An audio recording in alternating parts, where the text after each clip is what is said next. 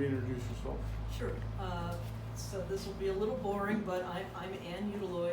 I'm over from Lake Forest Park, Washington, fighting 46 District Dems. I'm a PCO. I'm the chair of the Environment Climate Caucus there. I'm on the e-board and the female identifying representative to King County Democrats. And on King County Democrats, I'm the chair of the PCO Recruitment and Training Committee, which means that I've been meeting with the PCO coordinators or chairs for Oh, sorry. the 16 legislative districts. Hi, Jason. Sorry to interrupt, I just wanted to say hi. What's your What's your Jason? You guys. Come join us. Well, I will. I'm going to meet my parents. We're going to have coffee and eat that one. Say hi. Hi, guys. Give you a hug. Hi, guys. Congratulations. Thank you. Yeah. Sorry to interrupt. Hey, nice to see you. Nice to see you guys. How's everybody? Jason's gonna be a dad. Oh, really? I Yeah. North Seattle Progressives early on, Oh, and that's we great. really appreciated meeting with you. Well, it's my pleasure. You got a lot of people canvassing for No, I you. appreciate that. No, I'm going to go meet my parents, but I'm going to swing back by. Oh, okay. Yeah. Good to see everybody. Hello. Hello. Glad you guys are meeting. Parents, hi. I didn't I know will they do were in that. town. Yeah, they're driving through. I just Ah. convinced them to stop. Okay. Hi, everybody. Good to see you guys. Bye, Good Jason. night. Ann, Yes. you ran for representative for the district eight. Yeah. Yeah. One of my other hats is I'm one of the organizers for North Seattle Progressives, which is an indivisible-like organization in North Seattle. And we had all three of the candidates present because we ended up doing a fair number of canvasses. Yes, you did. You did. You're one of my sister indivisibles, and they worked with you, and so, yes, I know you hit a lot of doors. Yeah, Okay. it was. Wouldn't you have loved to have him on? So, Jason. so I was saying in my Interrupting, sorry. in my role of organizing King County PCO coordinators, what I have been doing is having the PCO coordinators come together and meet and talk about the issues that they're facing. You know, what challenges are there as the coordinator of the PCOs in an entire legislative district, and also what challenges are the PCOs themselves facing. Because a lot of times we're all facing the same challenges, and what we're trying to do is share out best practices. Apartment complexes, gated, ungated, seniors, students, working class, subsidized. What's the nature of the challenge we're facing? Trailer parks. Some of them have big, no trespassing, survivors will be prosecuted signs. Others are very welcome to have you come in, but only if you've got a candidate or a legislator with you. So there are different challenges and different solutions, and the reason I'm here, the reason Steve asked me to come by, was just to provide kind of an overview of commonalities.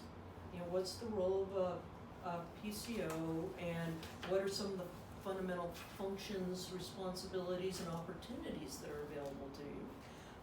And then also listen to the challenges you're facing and share back ideas, strategies. Everything is very local. You will know how to best organize in your communities, and you are the people who are going to be talking with the members of your communities. But to the degree that any of these commonalities are useful to you, well, here's a wheel, it rolls. Take this one and let it power your activities here too. Any questions about why I'm here and you using your time on this marvelous morning? So Ann, you said there's a group of PCO coordinators that kind of get together every now and then? Yeah. That's the first I've heard of that, so. Oh, well, in King County, we actually have 17 legislative districts. Yeah. One of which only has 2 precincts in King County, and they turn to Snohomish for most of their work. But the other 16 legislative districts, the PCO coordinators have agreed to get together, and it's not everybody every month, but roughly monthly. And We take a month off when we're doing get out the vote for the primaries or for the general election, and we take a month off in December, which leaves us with, 8 or 9 meetings a year. And we found it's extremely helpful to pull all these folks together and just kind of track what they're doing, what challenges they're running into, and also how are they doing with recruiting and retaining PCOs. Kind of do a PCO inventory. And what kind of attendance do you get at these? Well, King County is large. So what we do is we move the meeting around from kind of the northwest to the southwest to the southeast to the northeast. And normally we have about 12 LDs represented. And out of 16. Okay. And when we have our meetings towards the northern end, we sometimes pick up folks from Snohomish County. And Because we all face the same challenges. when do you hold the meeting and do you serve food? or Second do you- Saturday, it's pretty much a work meeting. Okay. A lot of times people will bring, cheese or some fruit or what have you. But it's, what we found is everybody's very busy. And the only time when we could get our group together was Saturday, 10 to noon. Do you ever do Zoom meetings, so you don't have to be where you We can just are come in? working on that, Okay. but to be honest, with any group, there's a point where you have to start with having humans talk to each other and meet each other. And then it's easier to move to a Zoom meeting after you have some basis of even talking. But Zoom meetings is something that we actually are Yeah. starting to work into the program now, because King County is huge. Well, and with District 8 for us, we're on both sides of the mountain, so we Zoom all the time. Yeah. We're Yeah. indivisible, I love it. Yeah, and I love it. yeah. It's and fabulous. It's working better and better, and people are getting more used to the technology, so it is definitely one of the directions we're moving towards. Excellent. So who chairs this meeting and is there a set agenda that you? The agenda is somewhat flexible. As the chair of the committee, I facilitate the meetings. Okay. And the agenda usually includes updates of the status of the LDs, and then we'll have a focus topic. And the focus topic is usually something that the PCO chairs have identified as a working issue. So for example, vote builder training. It can be very challenging to get good background on how to use, not just how to use Vote Builder, but how to teach Vote Builder to others. So one of the products we've developed from the committee is a series of little PowerPoints that you can use to teach other people how to use Vote Builder. Oh. You don't have to use it as a PowerPoint, it can just give you a script that you can kind of, am I covering these points effectively? But it's focused on the main tasks during the year. So for instance, a task this time of year for your precinct committee officers might be building your precinct committees, getting to know the really strong Dems in your precinct. So I have a PowerPoint on how to learn to use Vote Builder with that endpoint in mind. Cool. So here's what you would do to get to that endpoint. I have another one on here's how you would use Vote Builder to develop your Get Out the Vote list. Here's how you would use Vote Builder to identify the unknown no data people in your precinct and meet them. So just to give you another big picture, you're almost at 50, you've got nearly 50% filled, so somewhere between 30 and 50% filled. Yeah, we're about PCOs? 50% now. Yeah, so all of King County, we're at 45%. Okay? Another piece of information that you should just be aware of, if I look at voter characterization, Dave mentioned that Vote Builder has data about voters. In general, about half of our voters in King County have no data. They're uncharacterized, have no data. So, it would not surprise me to learn that the same is true here. And if it is true, By don't. no data, you mean no voting record or Well, I'll back up a little. So I'm going to start in kind of at my beginning point now. And that is this concept of precinct committee officer. Okay, the role is defined in state law. And the term is precinct committee officer. That term can be really troubling for some of our communities, okay? And I urge you to think of yourself as precinct organizers or community organizers, because there are two sides of the role. One side is what state law authorizes you to do, and the other is the opportunity that this role provides you, okay? And I'm just gonna point out, in some of our communities, for instance, in North Seattle, when people hear the word precinct, they think of a police precinct. When they hear of an officer, they think of a police officer. And so if you start saying you're a precinct officer, they're like, oh, I probably don't wanna talk to you. If you come in as a community organizer, you know, frankly, if you're not a kind of a political nerd, nobody knows what a PCO is, nobody knows what a precinct committee officer is. If you introduce yourself as, hi, I'm the local organizer for the Democratic Party, that's English. That's a concept that people can connect with. You're a neighborhood organizer for the Democratic Party. And you know, one of your there are the legal rules that you have under state law. There's what the Democratic Party would really like you to do one way or another, and then there's these fantastic opportunities. So your legal authority under state law, the elected precinct committee officers are the only voters who vote on the chair for your legislative district and county organizations. They're the only voters. Okay, so when you look at the health of your county organization and your legislative district organization, that's the voting population who chooses the leadership. So the way the Democratic Party is organized in the state of Washington and really in much of the nation is it's delegating authority to elected representatives. So the precinct committee officers, the elected precinct committee officers, vote for the chair, and they also approve the bylaws, which are the rules that the organization's gonna run under for the next 2 years. They also elect the representatives to the county organizations from the LDs and to the state organization from the LDs and the counties. So this pool of elected PCOs has a tremendous responsibility to choose good representatives who will actually run their organizations well and represent their community voice as well. So that is your authority under state law and your responsibility to your community. It's a very serious responsibility.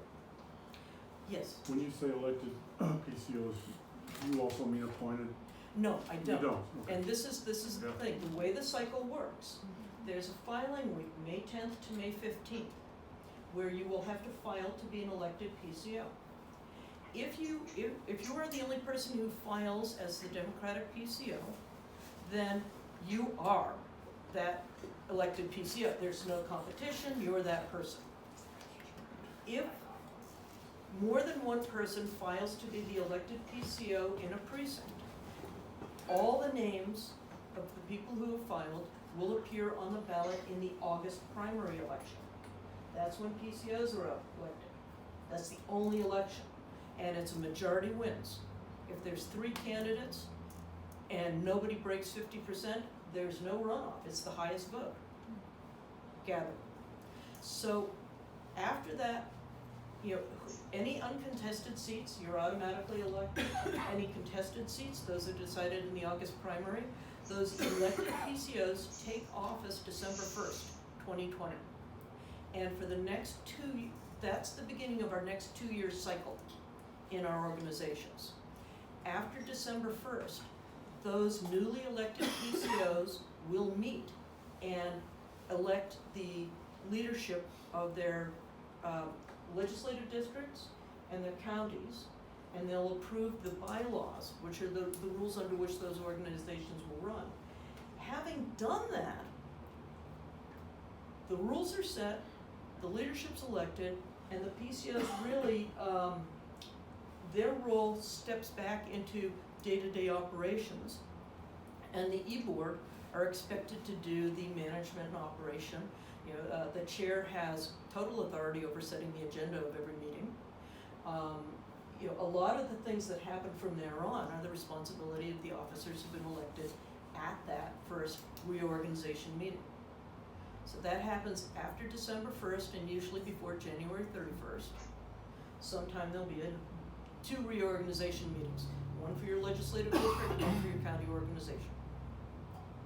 And the only voters at those meetings are those elected PCOs.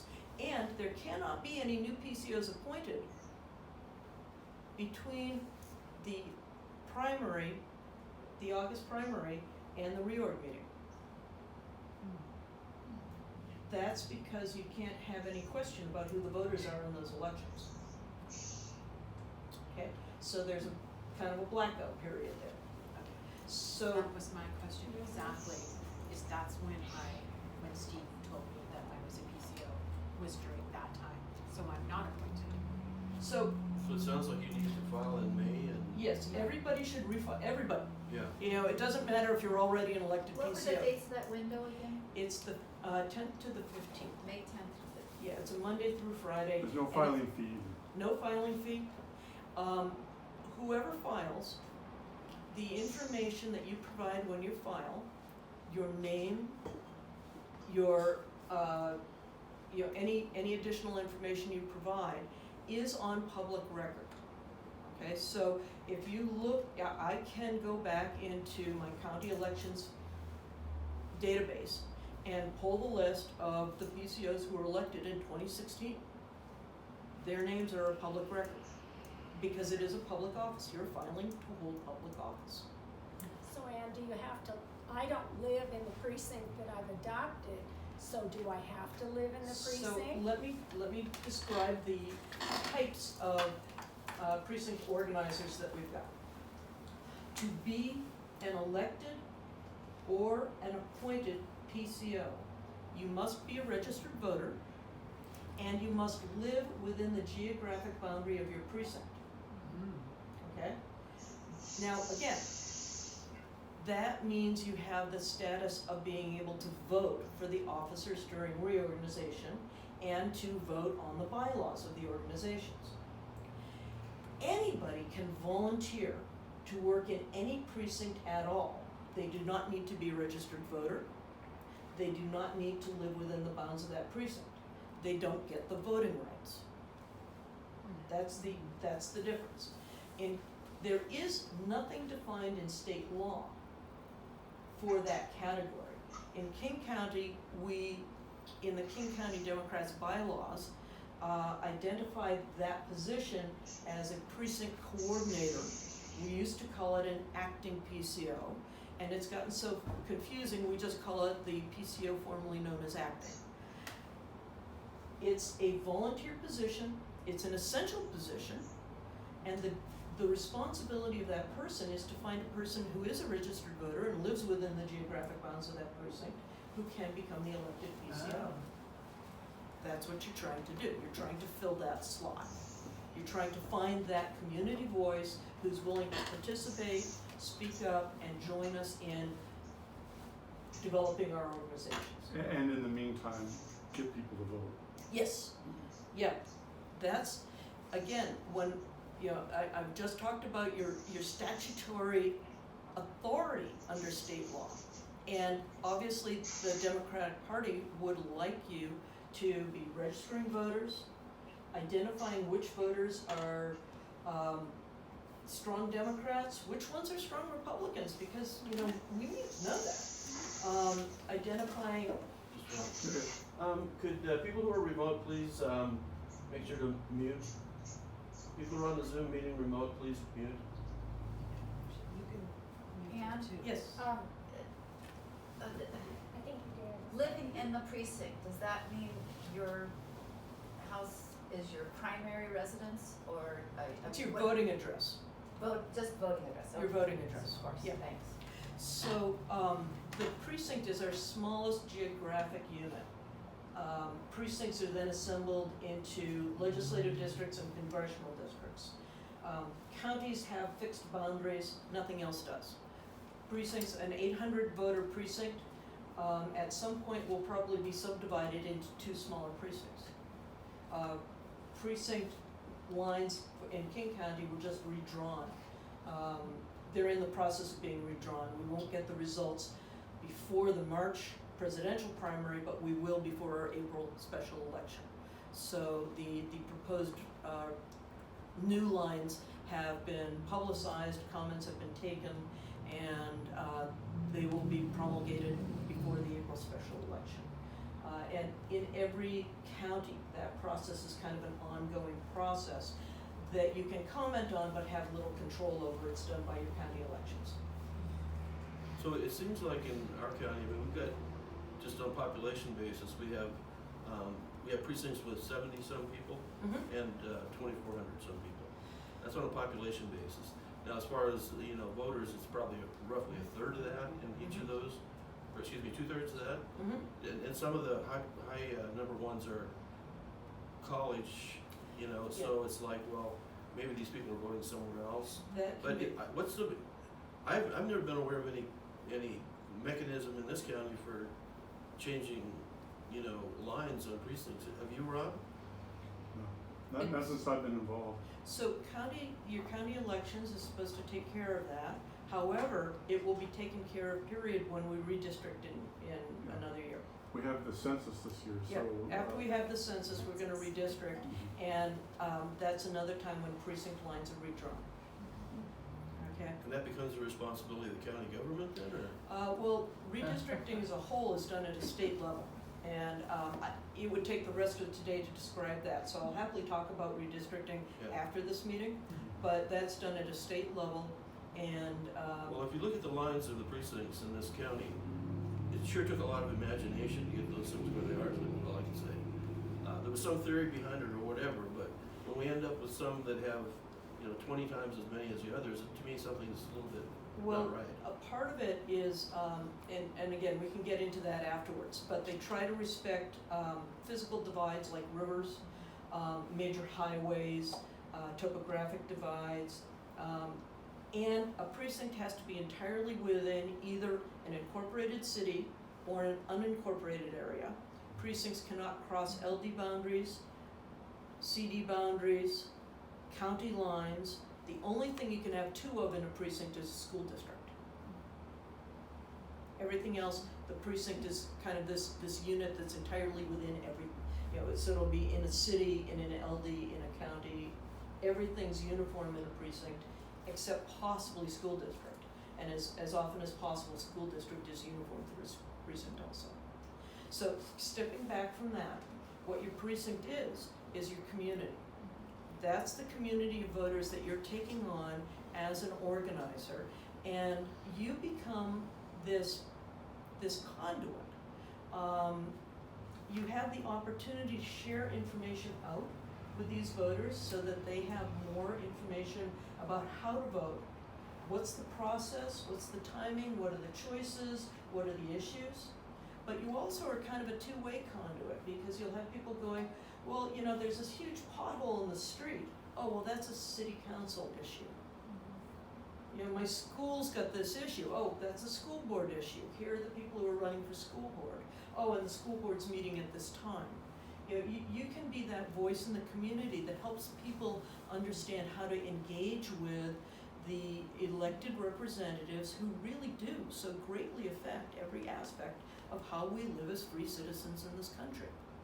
So obviously you're not expected to know all of that at the time, but what you'll find is you just keep learning a little bit more and a little bit more and a little bit more. And part of that learning happens every time you help out with getting out the vote for an election. Because as members of the county organization and the LD organization, you're learning about candidates. You're learning about the school board candidates. You're learning about the issues that they consider important. And why are they running for school board? Why are they running for city council? Why are they running for a state representative or congressional representative? And every time you learn more about the issues, you become more educated and more capable of helping others learn about what's going on. So don't feel like there's this huge barrier of entry, you know, that you need to know all this stuff before you start. What you're doing when you step up to volunteer is you're saying, I'm curious, I'd like to know more, and as your curiosity leads you forward, you will learn more, and you will become more familiar with all the issues in the community. So it's a marvelous opportunity to simply be of use, follow your own interests, follow your own curiosity, and then serve your community. So are you all expected to know how to register voters right now? No. Are you interested in learning? You know, that's one of the things that we can provide. We can teach you how to register voters, including all those weird little circumstances. You know, if somebody says, well, I'm registering this voter as their guardian. How do you respond? And the correct answer is, you take the registration and you give it to the state and you let the state figure that out, because it's not your business. If somebody says, I can't vote, I was convicted of a felony. Oh, well, are you still under supervision? Because if you're not currently under supervision, then you can vote. And here's this great flyer from the ACLU that will walk you through the process, including contact phone numbers should you have any questions. So we have these tools available for you, we have the information available for you, and I really, especially the folks who are just stepping into this, we're here to help. We're here to provide the resources. If you have a question, yeah, we'll get you those answers, because we want you to be powerful. We want you to feel comfortable doing the work, and you'll be more comfortable if you know how to answer questions. So the first step is, we have to answer your questions, so you can answer the questions of the people who ask you. So, you know, you're an essential part of the team, absolutely essential part of the team, because you're the person who talks to the voters in your community. And to me, this is absolutely the most important part of the organization. And I'll point out, when you look at the entire organization up through the DNC, okay? At the last state committee meeting, a couple weeks ago down in Vancouver, we elected the 4 Washington members of the DNC. They were elected by the Washington State Dems reps, who you elect. The PCOs, the elected PCOs, elect the representatives to the Washington State Democrats Central Committee. Those representatives elect our state representatives to the DNC.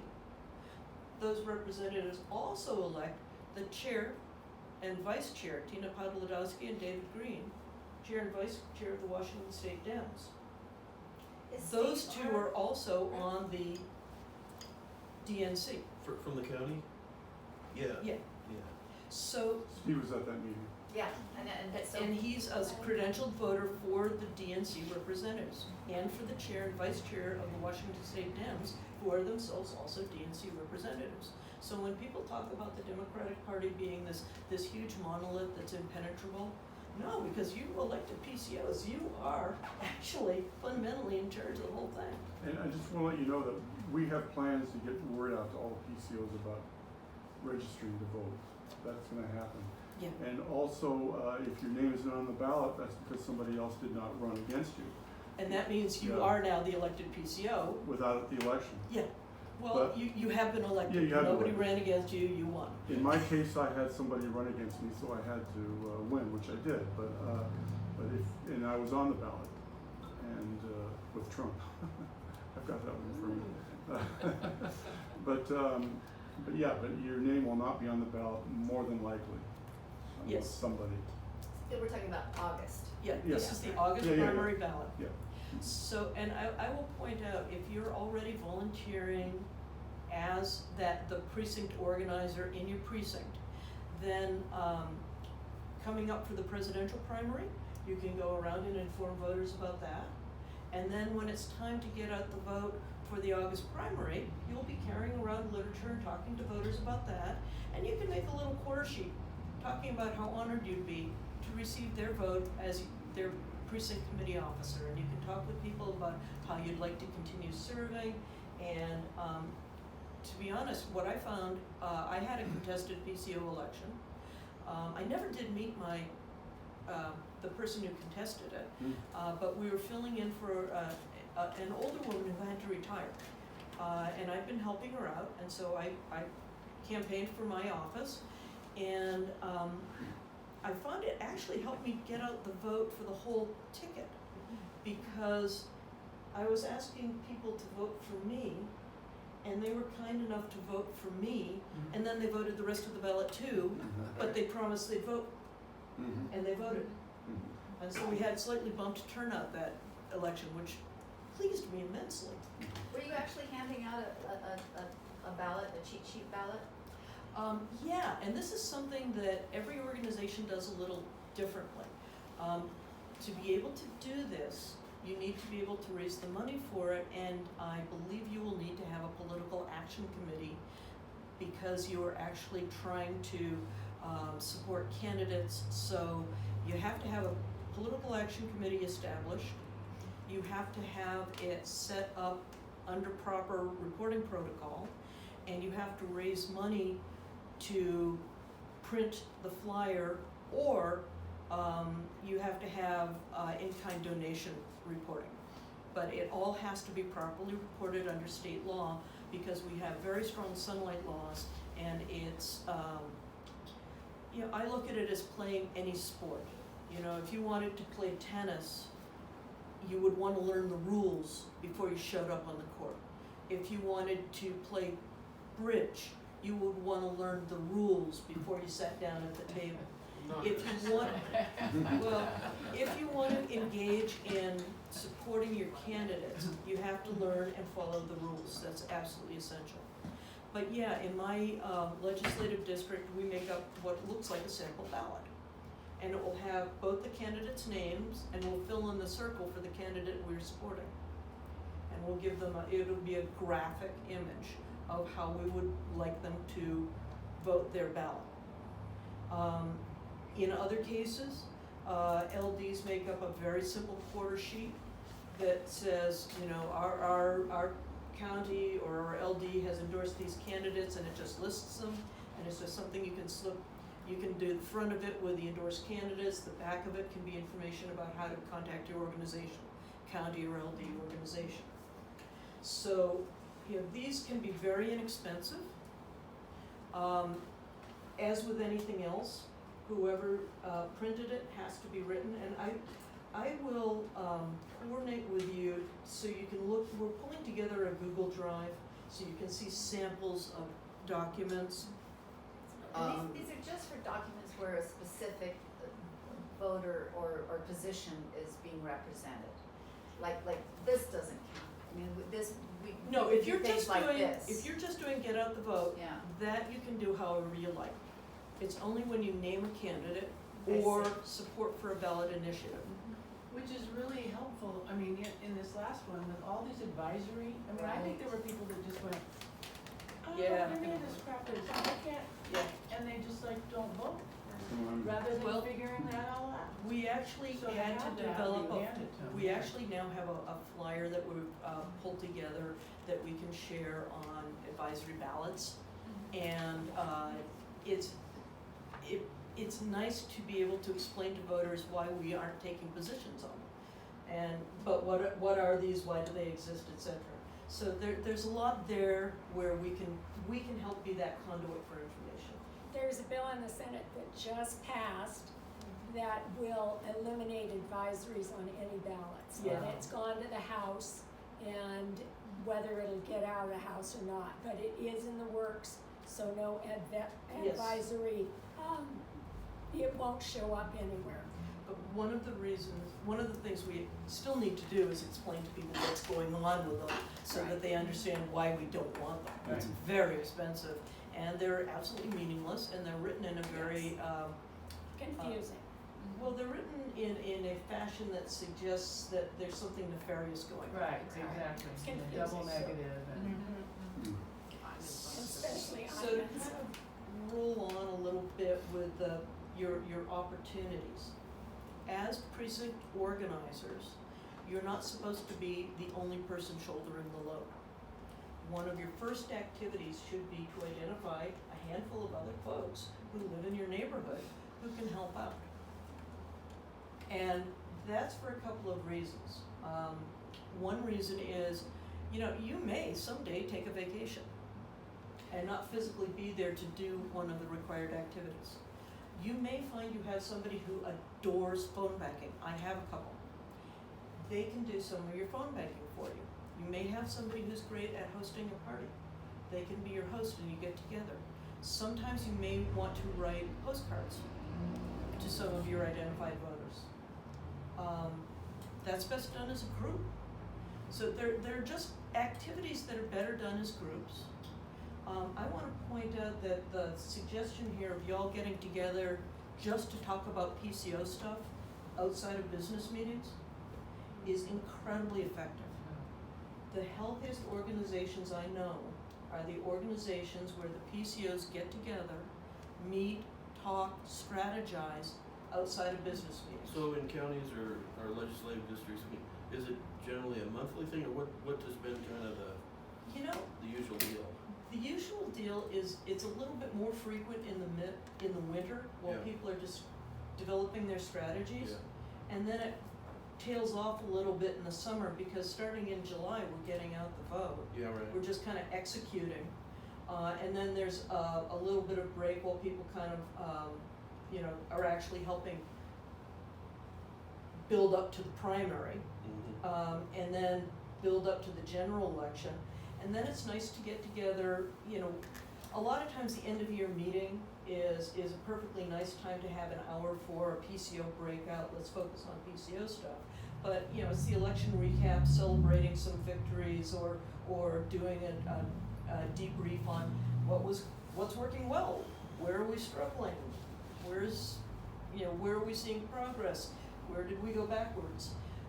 But having at least an hour at your end of year meeting to talk about PCO specific functions and growing the group functions is extremely helpful.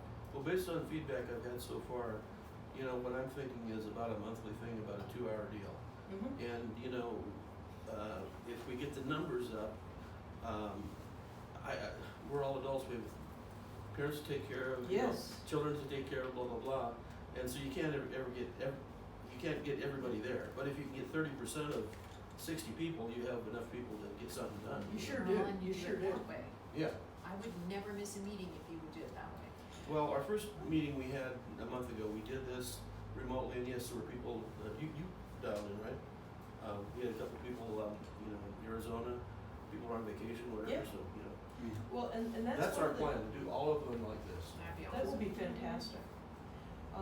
So there's kind of a natural sequence to the year, a year in the life of the PCO, okay? Let's say it's December 1st, you took office. The first thing you're gonna do is the reorganization votes, okay? And that's a big part of your responsibility as PCO is to vote wisely. And, in some cases, you're gonna be running for these offices. You are. So, making sure that your organizations are effectively reorganized and that you make any changes to the bylaws. Over the course of the last 2 years, you may have run into things that just didn't work well. And you want to revise the bylaws so that you can be a more efficient organization. Great, this is the time to do it. And then you kind of pretty much set that aside for a couple of years. You can make modifications, but really this is the time to do it. So then you start in on your life as just a PCO, okay? And this part of the season holds true every year. So this period from like January through the end of March is the period where we build our precinct committees. Once you have a committee up and running, you're still going to be looking at adding to and changing the mix in the committee because somebody's going to be on vacation this year, somebody new has moved in that you'd really like to get engaged. The way you do that is I'm gonna talk a little bit now about the tool Vote Builder. So there are two tools. There's Vote Builder and there's Minivan. Minivan is an app on a smartphone. Vote Builder is a database. So, quick description of Minivan. Minivan takes the place of paper walk lists for people who want to use it. Nobody has to use Minivan, but it can be really handy. The way we collect data to put into our database is we meet with a voter, we talk with a voter, we listen to the voter, and then we make notes, and we take the data we collect after talking and listening to voters, and we enter that into a database. Minivan is just an app that allows you to do this electronically, and I'll get back to it later, but you can think of Minivan as being exactly the same as a paperless paper walk list. Okay. Now, Vote Builder itself. Vote Builder. Can I just ask one question? Sure. That is so it is the PCO's duty to fill Minivan up with your precinct information? Okay, so Minivan is what it does. Okay, you don't have to ever use Minivan. What you would like to do as a PCO is eventually meet every single voter in your precinct and identify a few things about them. First off, do they support Democratic candidates all the time, some of the time, none of the time? Second, what do they consider the biggest issues facing our nation or their lives?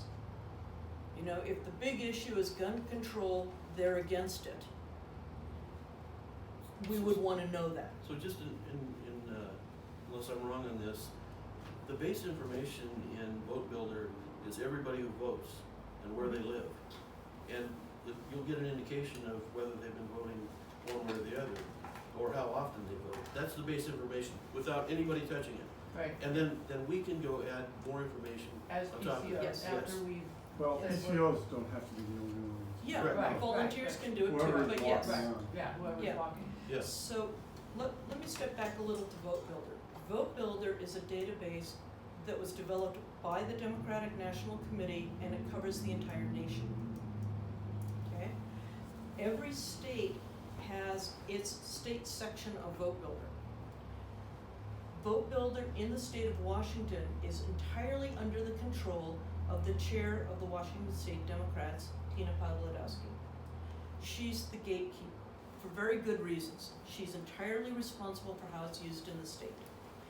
She can delegate that authority down to other people and have other people give access, okay? The normal process in the state of Washington is that every county and legislative district chair is responsible for administering Vote Builder in their county or legislative district, whichever one they're the chair of. In legislative districts or counties, those chairs can delegate further. They can authorize Vote Builder access to other individuals. In most counties and LDs, there's a push to authorize Vote Builder access to precinct committee officers, assuming that you've met the PCO, you know that they're a responsible Democrat. I mean, every once in a while, given the process that we just described, all you need to do is be a registered voter living in a precinct. Every once in a while, we end up with a real nutter who calls themselves a Democratic PCO, and they weren't challenged for that office. And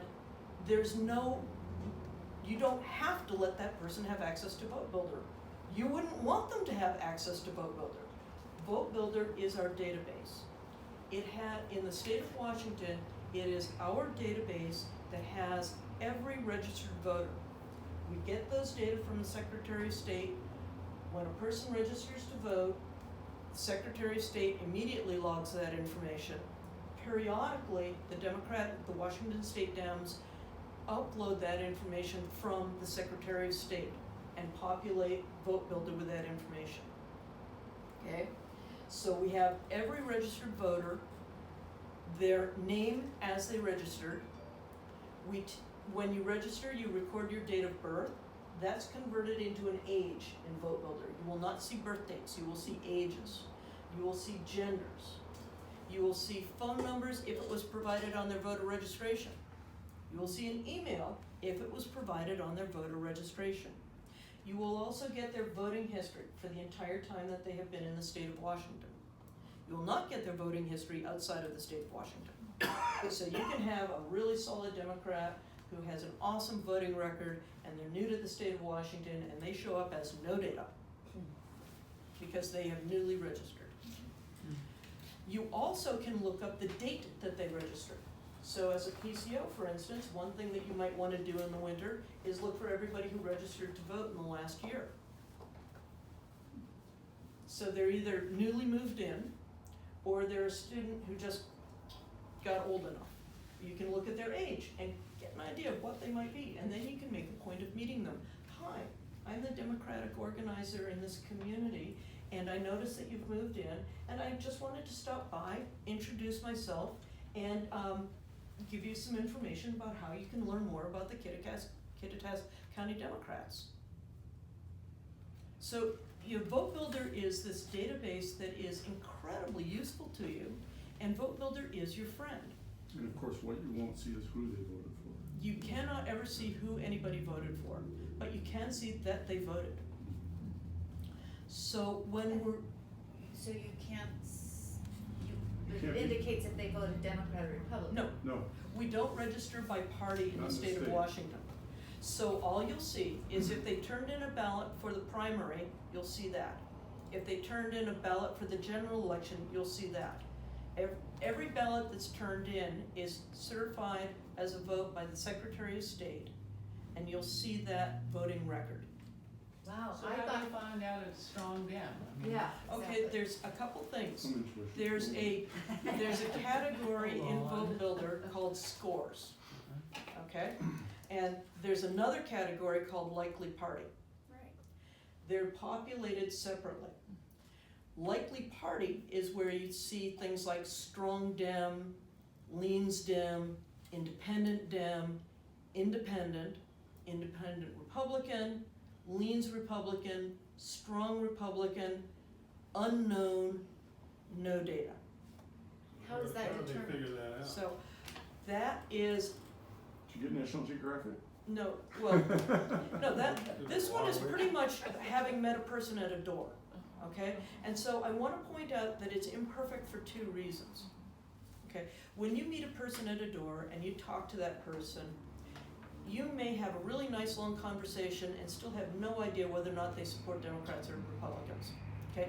At that point, they move from the no data to unknown. So, We've had a contact, but we can't figure it PCOs are out. putting in And these volunteers, determinations? and Oh, volunteers. It's just playing with doorbell. So it's PCOs, but also, let's say that there's a Kim Schreier campaign, okay? So the Washington State Democrats Coordinated Campaign ran a lot of canvases in support of Kim Schreier. All those canvass results are uploaded into Vote Builder. Candidate campaigns also candidates can be authorized to have access to Vote Builder. That authorization passes from the community, whether it's the county or the LD, to the state party. The state party provides the authorization to use Vote Builder.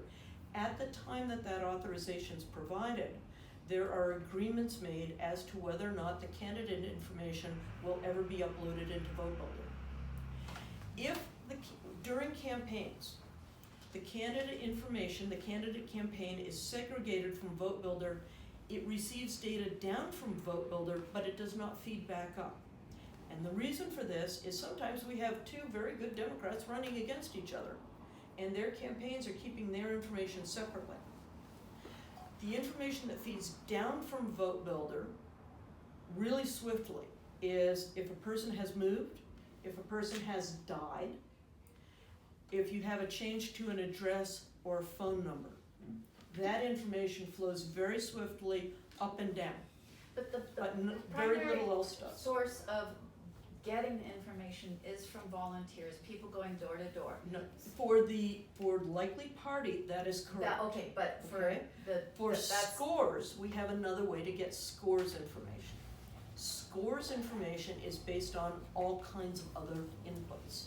So for example, if you have contributed to Democratic candidates, if you are a member of Planned Parenthood, if you're a member of the NRA, there's kind of a lot of information that's really available. As you know, lots of organizations, when So you. that cross-references, membership from the NRA with voting records? Well, not directly. You will not see, when you go into Vote Builder, you will not see anybody's membership in anything. What you'll see is a score. And the score is the DNC score, Wow, okay. okay? So it has a range from 0 to 100%. If a person has a DNC score in the 90s, they are very likely to be a strong Dem, regardless of what the likely party thing says. Yeah, all this is Okay. likely or unlikely kind Yeah. of stuff. Sure. Yeah. So when I did some canvassing for an initiative and used minivan, Mm-hmm. and there were just simple answers to, supporting, not supporting, in the Okay. middle, and I would just check as for each person I talked to. Right. And that data that I, Will not go to the Democratic Party. And there's a reason for this. So I want to point out, NGP Van is a company, an independent company. They work with all kinds of groups.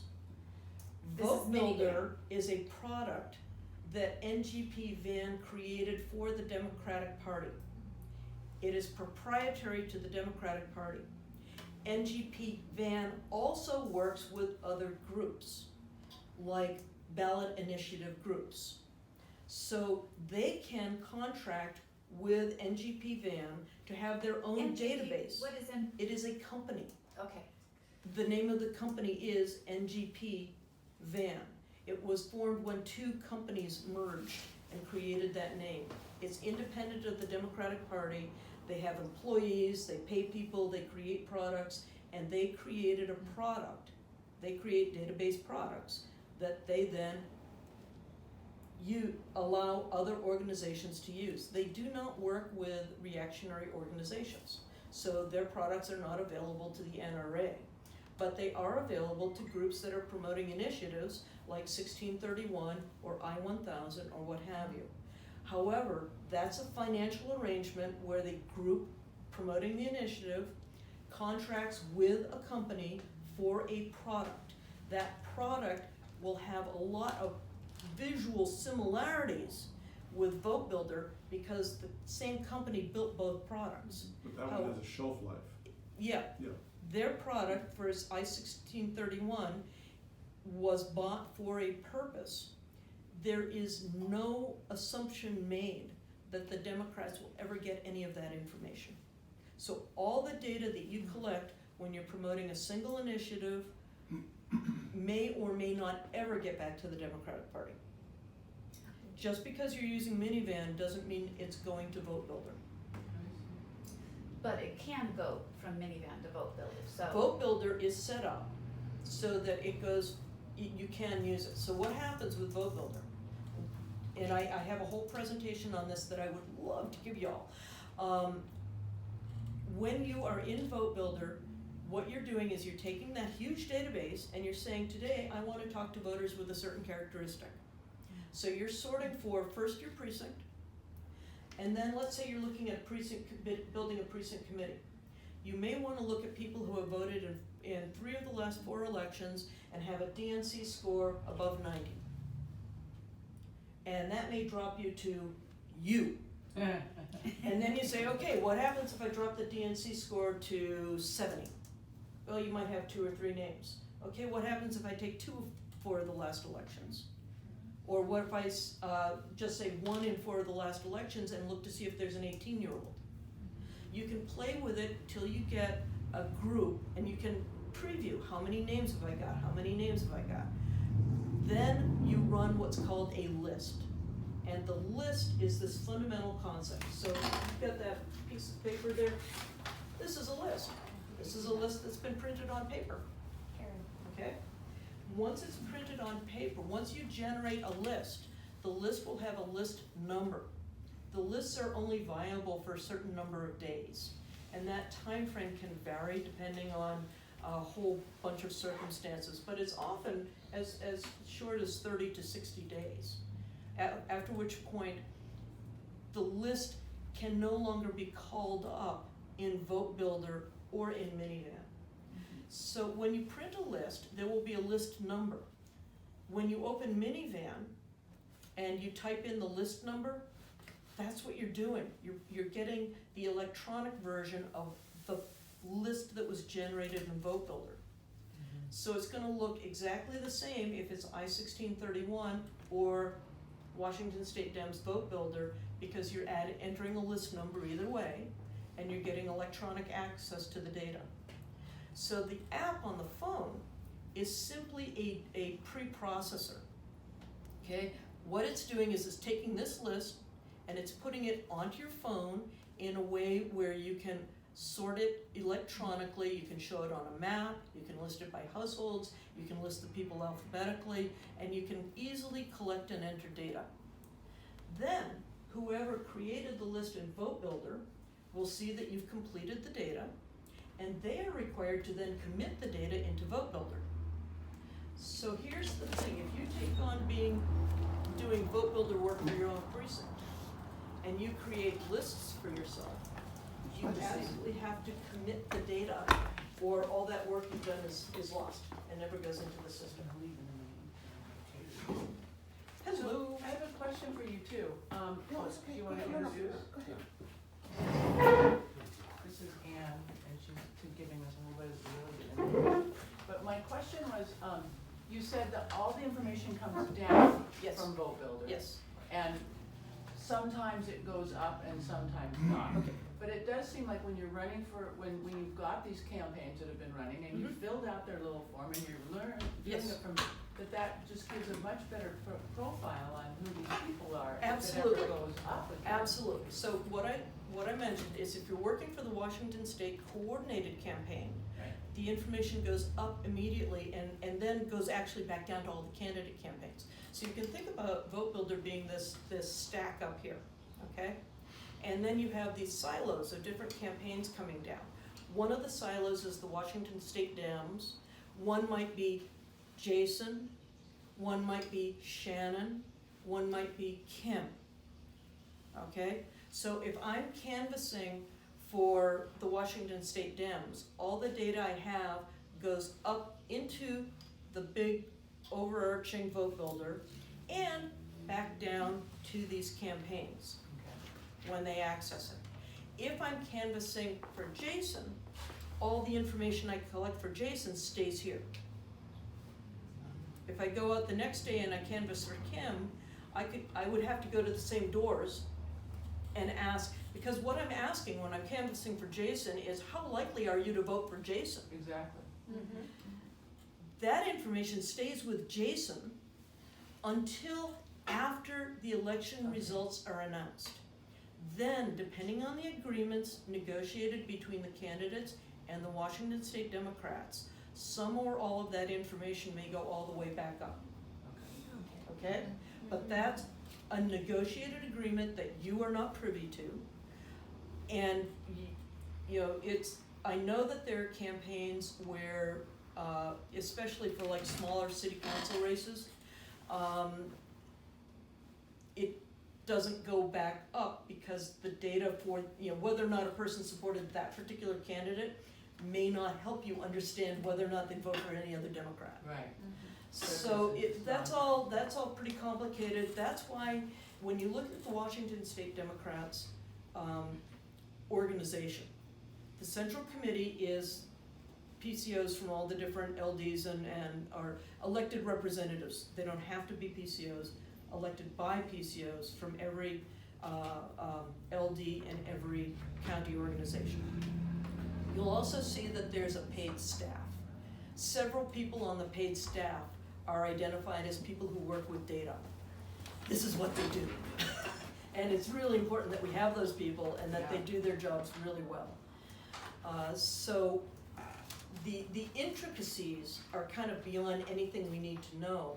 What's important to know is that if you're collecting data for a campaign, that doesn't necessarily inform you as to whether or not the person is voting for Democrats. This is why it's so important to participate in coordinated campaign activities or canvass your precinct effectively. Because here's the deal. If I am canvassing for Jason and I identify one Jason voter, well, that's great, but I don't know if they'll ever vote for a Democrat other than Jason. Jason may be the only Democrat they ever want to vote for. If I'm canvassing for the coordinated campaign or as a precinct organizer and I identify one Democrat, I've got a voter for dozens of offices. Dozens of offices, and I have that voter for years. That's a vote I can get out twice a year for all of these offices. It is so essential that we characterize our voters and know whether or not they're willing to vote for Democratic candidates. And I agree entirely that we have we know as an organizer, we have different populations. We have some people who would literally die before they vote for any Democrat ever. Okay? Welcome to Kansas County. Exactly. So, one of the things that's important to do is to identify those people and not spend a lot of time on them because they're not persuadable, ever. And they're not worth your time and energy, and frankly, they're a downer. You have other people who are like absolutely solid, strong, awesome voices in the community that we do want to work with. We need to find those people, and some of them, you'll knock on a door and the person will be like, I've been waiting to find it, how do I help out? We need to find those people. Okay, I'm sorry, I've gotta go back to concrete things. Yeah. I'm heading out, and I have, as I imagine it, I have built my own list using Vote Builder. Yes. For voters I want to target. My Yes. first foray out, I'm going to, I don't know if there's time to do it for this, but I want to identify, I want to make contact with strong, or people who are real likely to vote Democrat, and make sure that they are ready to go for the primary. Right. So I have a list. Right. I interact with these people, or and they will, the list will be current residences, voting residences? Yes, the list is current voting residences, and if it has an address, it may or may not have a phone number, the phone number may or may not be right. Okay, so that's something I'm gonna be asking for, if they would be willing to provide their phone number? And email. If you And run email? into somebody who's an Yeah. enthusiastic Democrat, get their phone number. One of the things I love about Minivan is it has all the data right there. And you can, open their details, and you can say, I'm just so happy to have the chance to meet you. While we're here, could I just check, I have this as your current phone number, is that correct? Oh, that's a good way of doing it. Yeah. Rather than asking Yeah. them to provide a phone number they don't know that we already have or Yeah, whatever. it's, and it's like, where did you get this? Well, it must have been on your voter registration form. Right. Now, actually, the Dems get phone numbers from a lot of other sources, and you need to know, a couple years ago, the Dems bought a lot of bad phone numbers, and we've been purging them out of the system ever since. Okay, so Russian sold to us, right? There you go, yeah. So how do we verify that they're strong Democrats? I My use. smell.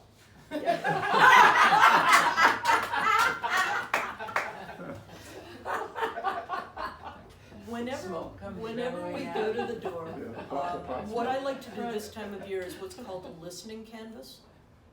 And what you'll notice when we do our Vote Builder training is there are different scripts you can choose. One script is called deep listening.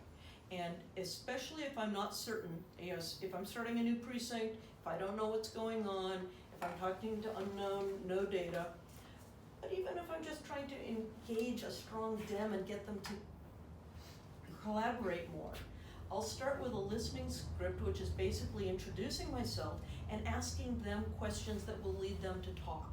I just want to get a conversation going, and I want them to steer the conversation.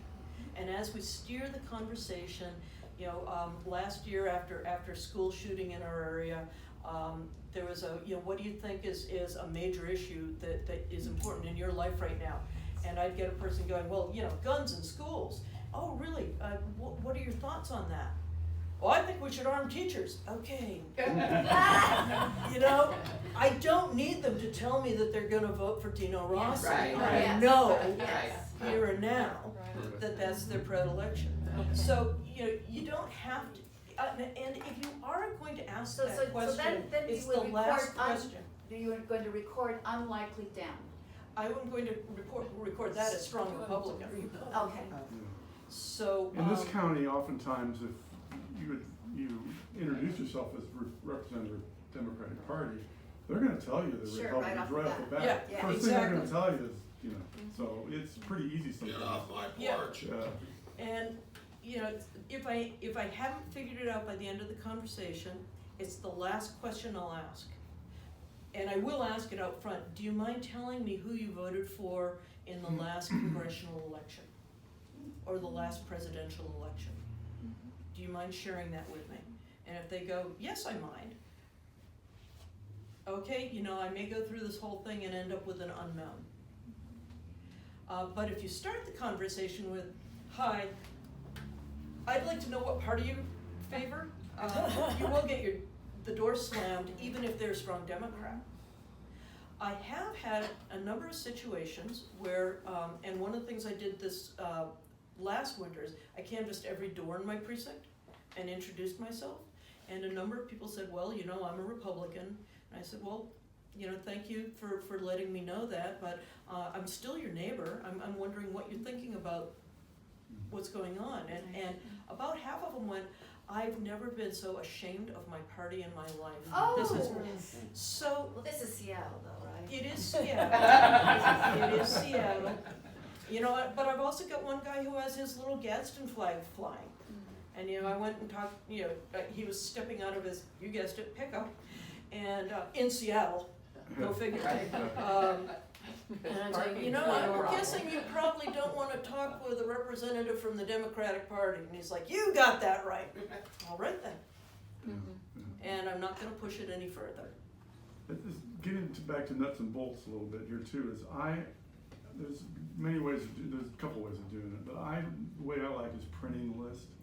I don't like dealing with the phone when I'm out in the sun and That is fine. and so I write everything down on the list, the paper list, and then I go back home and I transfer it. Yeah, and a lot of people do that. I have a huge number of people who really prefer not to have their phone with them. Whenever you're doing data collection, if I'm doing it on the phone, I walk away from the door and then I'll do data collection. Right. But, you know, I worked in forestry for years, so, you know, you memorize a number of measurements and then you write them down, or you don't eat very well, one or the other. So you either get good at that or you don't eat. Right. But, you know, There's a good way to use your phone because you do vote.gov and Yes. they can check it right then. that's They can register right then. Yeah. exactly. And they don't have to do anything else, and you've got that, and then you go on to say, now that you're registered, who do you think you'd vote for, what is your cause, whatever, but I like that, but So- not in their face doing minivans. So one of the things that I will do is if I am going to take data, I say, do you mind if I collect some data? Do you mind if I write this down? Do you mind if I take notes on my phone? I always ask permission because that's respectful. And I'm a little bit cynical, so oftentimes I'll do the listening canvas. Yeah. And then if I find out that they're a strong Republican, I might not get to the voter registration part. That's true, but when you're out getting You out know, the it's like votes, if I'm getting out, you know, there's, if I'm just doing get out the vote, I'm not going to a door that I don't know about, Yeah. unless it's accidental. I'm only going to the Democrats whose votes I wanna get out. So it's not really the voter registration period, even though we now can register right up till 8 o'clock. The only time I would bring it up is if I'm in a household where there's strong Democrats, I'm getting out the vote, and I might ask, is everybody in your house registered? well, we have a population that changes quite a bit because Yeah. we're a university Well, town, and sometimes, you know, if you Yep. don't start with, are you registered here, can we transfer it here? Yes, So that we can get their vote, Yeah. and I don't wanna go any further than that until we know where they came from and where they're registered from. So well, what are if your they're on your thoughts? vote builder list, they're registered here. But they may not vote here. If they're if they're on your vote builder list, that's their registered voting address.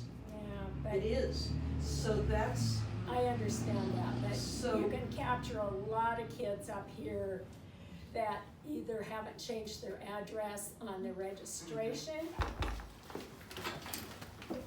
That's what I encountered. Oh, my goodness. Oh. The grunt has arrived. Wow. yeah. Very nice. We'll talk about Yeah. it. No, I'm so one-on-one. Thank you so much. This is